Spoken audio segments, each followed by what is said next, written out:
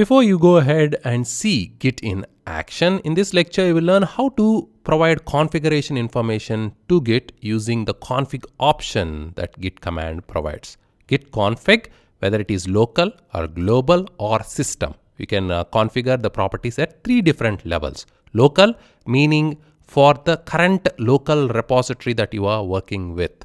Global means for the user. No matter how many repositories the user works on, the same configuration or settings will be applied to all the repositories. When you make a commit, when you do a stage, etc., the properties you provide, the configuration will be used. And -- system is for the entire system. No matter how many users log into that system, they will all, when they do commits, when they do staging, etc., the information you provided will be used for all those users. Git internally stores all this information in a file called Git config. We need not worry about it. Let's add a couple of properties.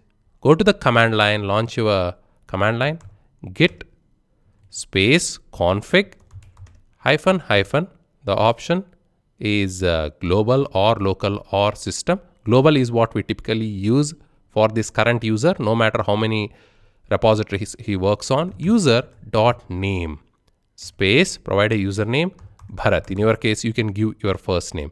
So this configuration, user.name, will be used by Git later on when you do the commits, etc.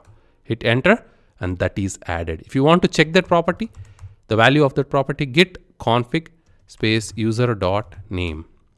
It will show you the value, which is Bharat. Let's configure one more property, git config -- global again, user.email, the email address, bharat@gmail.com. That's not my real email. Hit enter. The email is configured. You can check it either by using git config, the property name, or git config -- list.